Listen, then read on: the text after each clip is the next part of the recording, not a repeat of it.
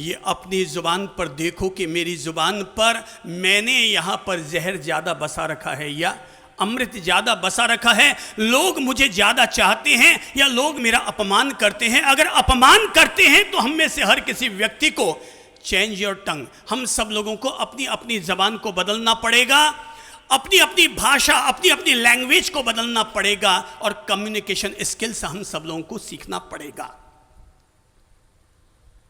जो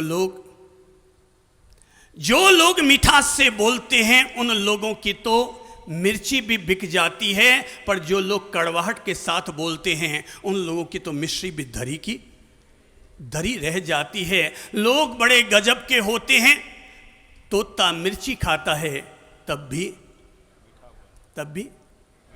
क्या बोलता है, जोर से बोलो तो, मीठा बोलता है। तोता मिर्ची खाता है तब भी मीठा बोलता है, और हम मिश्री खाते हैं तब भी टेढ़े बोल जाते हैं, कड़वे बोल जाते हैं। अब तक हर आदमी ने अपनी जीवन में कम से कम 1 मण गुलाब जामुन खा लिए होंगे। हर आदमी ने अब तक अपने जीवन में 1 मण रसगुल्ले तो खा ही लिए होंगे। बूंदी के लड्डू की तो गिनती नहीं है। हर चीज हम इतनी मीठी खा चुके हैं, पर सवाल यह उठता है क्या हमारी जबान मीठी हो पाई है? सवाल यह है कि क्या हमारी जबान पर क्या शुगर आ पाई है? इसका मतलब यह हुआ कि मीठा खाने से कोई आदमी मीठा नहीं होता। अधिक मीठा खाने से तो शुगर की बीमारी होती है। पर हाँ, अगर मीठा बोलना शुरू कर दो तो तेरी बीमारी भी ठीक होती है और अगले की बीमारी भी ठीक हो जाया करती है। अगर आपका किसी के साथ बोलचाल बंद है, सोचो, कल्पना करो, आपकी अगर किसी के साथ बोलचाल बंद है, आप अगर 2 कदम आगे बढ़ाकर आज ही अगर उनसे 2 शब्द बोलकर आ जाएंगे, क्या ऐसा करने से आपकी जायदाद कम होगी? आपके पास जो भी जायदाद है, अगर आपको लगता है कि उनके साथ मेरी कोई साठगांठ हो गई, कहीं कोई वैर विरोध हो गया, और आप अगर आगे बढ़कर के उनके साथ कोई सॉफ्ट लाइन अगर आप उनको बोलकर आ जाएंगे, क्या ऐसा कहने से आपकी जायदाद कम होगी? क्या आपकी इज्जत कम होगी? कम होगी कि बढ़ेगी?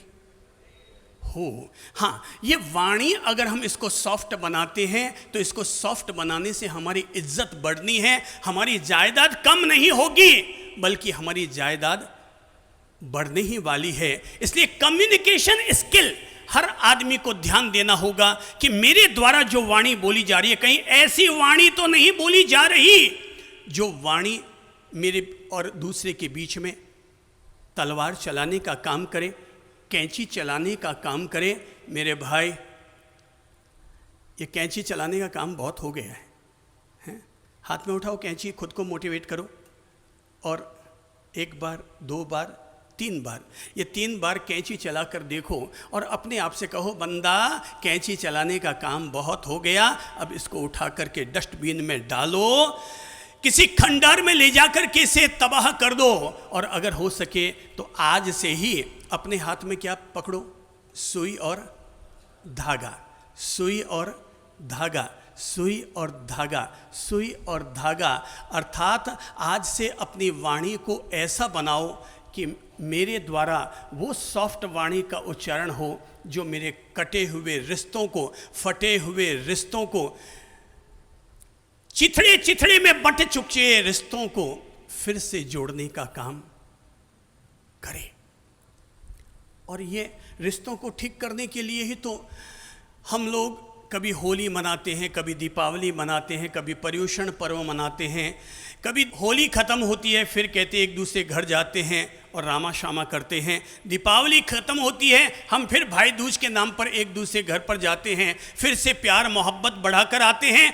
ईद आती है, ईद के नाम पर एक दूसरे को गले लगाते हैं। पर्युषण पर्व के नाम पर एक दूसरे को मिच्छामि दुक्कडम कहकर और फिर से अपने रिश्तों को साधने का काम करते हैं। अगर हम ये कम्युनिकेशन स्किल अगर हम सीख जाएं कि हम जब भी अपनी वाणी का उपयोग करेंगे तो हमारी वाणी इतनी सॉफ्ट, इतनी स्वीट होगी कि हमें ज़िंदगी में कभी सांध लगाने का काम करने की ज़रूरत ही न पड़े।